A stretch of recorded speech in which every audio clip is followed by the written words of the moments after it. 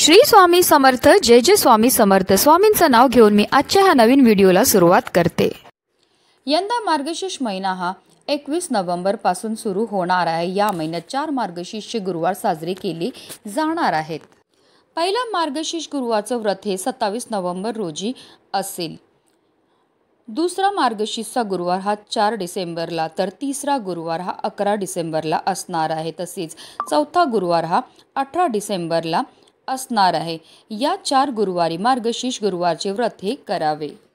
मार्गशीर्ष महिना हा भगवान विष्णूंचा सर्वात आवडता महिना असल्याचे पौराणिक आणि धार्मिक मान्यता आहे। त्यामुळे असे मानले जाते की मार्गशीर्षमध्ये केले जाणारे महालक्ष्मी व्रत जे आपल्या घरात भावभक्तीने करतात त्यांच्यावर माता लक्ष्मीसह भगवान विष्णू देखील प्रसन्न होतात। आपल्या कुटुंबाला धन धान्य समृद्धी मिळावी आणि कुटुंबातील सदस्यांना उत्तम आरोग्य लाभावे या हेतूने सुहासिन महिला हे व्रत करतात। या महिन्यात विष्णू सहस्त्रनाम भगवद्गीता आणि गजेंद्र मोक्षाचे पठण करावे। असे मानले जाते की मार्गशीर्ष महिन्यामध्ये माता लक्ष्मी या भूतलावर येते आणि ज्या घरामध्ये तिची विधिवत पूजा सेवा आराधना केली जाते त्या घरावर तिची अखंड कृपाही होत असते। या संपूर्ण महिन्यात सात्विक अन्न शिजवा आणि ग्रहण करा। या महिन्यात नर्मदा गंगा शिप्रा या कोणत्याही पवित्र नद्यांमध्ये स्नान करणं पुण्यकारक मानले गेले आहे। या महिन्यात कावळा कुत्रा गाय मुंग्यांना अन्न देणं अत्यंत फलदायी मानले जाते। या संपूर्ण महिन्यामध्ये दान धर्म करणं अत्यंत शुभ मानले जाते। धार्मिकदृष्ट्या हा महिना अत्यंत पवित्र असल्यामुळे या महिन्यामध्ये काही उपायाने सेवा देखील आवर्जून केल्या जातात आणि म्हणूनच आजपासून मार्गशीर्ष महिना संपेपर्यंत दररोज आंघोळीच्या पाण्यामध्ये टाका ही एक वस्तू। ही वस्तू टाकल्यामुळे आपल्या जीवनामध्ये असणारा प्रखरातला प्रखर पितृदोष ग्रहदोष शत्रुपीडा तर नष्ट होणारच पण आपलं 7 पिढ्यांचं दारिद्र्य नष्ट होऊन आपल्या संपूर्ण कुटुंबाची भरभरून अशी प्रगती होणार आहे। तर ती कोणती वस्तू टाकायची कोणत्या वेळेत टाकायची त्याबद्दल सविस्तर आणि महत्त्वाची अशी माहिती मी तुम्हाला या व्हिडिओमध्ये देणार आहे। तर व्हिडिओ पूर्ण पहा आणि जर तुम्ही माझ्या चॅनलवर नवीन असतील तर चॅनलला सबस्क्राईब करा आणि शेजारी बेल आयकॉन सुद्धा प्रेस करा जेणेकरून तुम्हाला माझ्या नवनवीन व्हिडिओचं नोटिफिकेशन हे मिळत राहील आणि तुम्ही एक पण व्हिडिओ मिस करणार नाही। कमेंटमध्ये ओम नमो भगवते वासुदेवाय नमः लिहायला विसरू नका।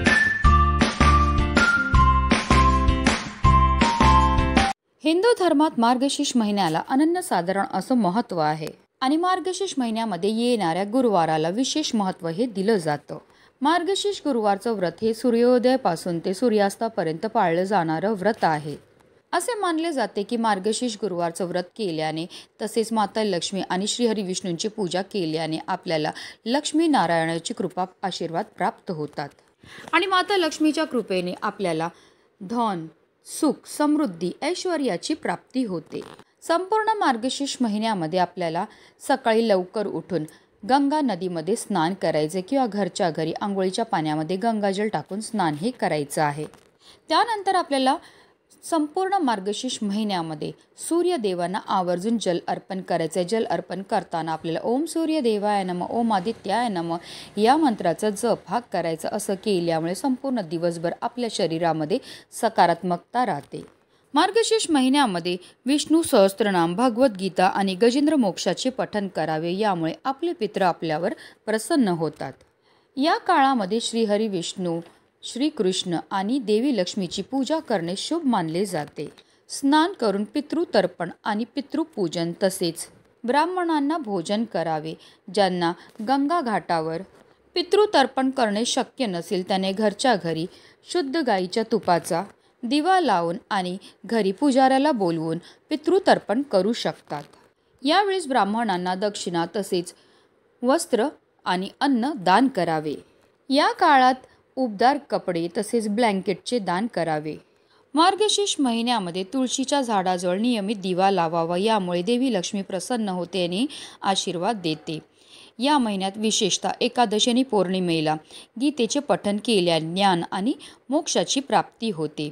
मार्गशीर्ष महिन्यात गरीब आणि गरजू लोकांना अन्नदान कपडे दान किंवा तिळदान करावे यामुळे घरातील सर्व दुःख दूर होतात। या महिन्यात शंखाची पूजा करणे आणि शंख फुंकणे घरात शांती आणि समृद्धी आणते कारण शंख भगवान विष्णूंना प्रिय आहे। मार्गशीर्ष महिन्यामध्ये स्नानाला आणि दानाला विशेष महत्त्व दिलं जातं. म्हणूनच आपल्याला जर शक्य असेल तर तीर्थक्षेत्री जाऊन स्नान करावी.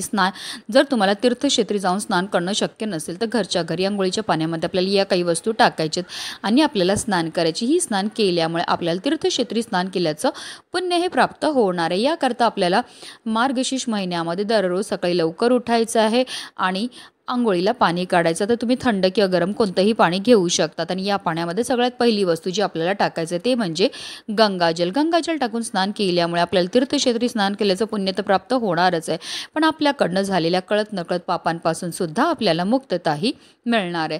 दुसरी वस्तू जी आपल्याला अंघोळीच्या पाण्यामध्ये टाकायचे ते म्हणजे चिमूटभर हळद. हळद ही श्रीहरी विष्णू आणि माता लक्ष्मीला अतिशय प्रिय आणि अंघोळीच्या पाण्यामध्ये हळद टाकून स्नान केल्यामुळे आपल्या कुंडलीतील गुरुग्रह हा बलवान होत. आणि जर आपल्या कुंडलीतील गुरुग्रह बलवान झाला तर त्यामुळे आपल्या जीवनामध्ये असणाऱ्या आर्थिक समस्यापासून आपल्याला मुक्तता तर मिळतेच मिळते, पण आपल्याला कोणत्याही क्षेत्रामध्ये अपयशाचा सामना हा करावा लागत नाही. तसेच आपल्याला चिमूटभर काळे तीळ सुद्धा अंघोळीच्या पाण्यामध्ये टाकायचे. तिळांची उत्पत्ती ही श्रीहरी विष्णूंच्या घामापासून झाली होती. तसेच काळे तीळ हे आपल्या पितरांना सुद्धा समर्पित आहे. त्याने जेव्हा पण आपण काळे तिळांपासून काही उपाय किंवा सेवा करतो तर त्यामुळे आपल्या जीवनामध्ये असणारा प्रखरातला प्रखर पितृदोष, ग्रहदोष, शत्रुपीडा तर नष्ट होतेच होते, पण आपलं 7 पिढ्यांचं दारिद्र्य सुद्धा नष्ट होतं, कारण तिळांना दारिद्र्यनाशक असं सुद्धा म्हटलं जातं.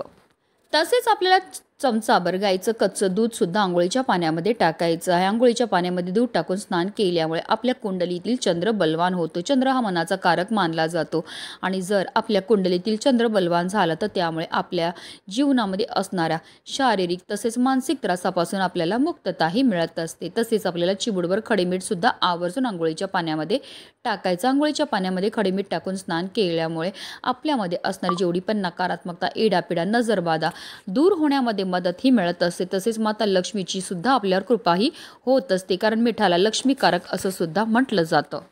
तर या सर्व वस्तू आपल्याला अंघोळीच्या पाण्यामध्ये टाकायच्यात आणि आपल्याला स्नानही करायची. पण बऱ्याचदा लोक चुकीच्या पद्धतीने स्नान करतात, त्यामुळे सुद्धा त्यांना केलेल्या उपायाचं कोणतंही शुभ फळ प्राप्त होत नाही. म्हणून आपल्याला काय करायचं, सर्वप्रथम 1 मग पाणी आपल्या उजव्या खांद्यावर टाकायचं, 1 मग पाणी आपल्या डाव्या खांद्यावर टाकायचं आणि त्यानंतर आपल्याला संपूर्ण स्नानही करायचे. स्नान करताना निरंतर आपल्याला ओम नमो भगवते वासुदेवाय नमः किंवा गंगे च यमुने च गोदावरी सरस्वती नर्मदे सिंधू कावेरी जलस्मिन् निधी कुरु या मंत्राचा जप हा करायचा आहे.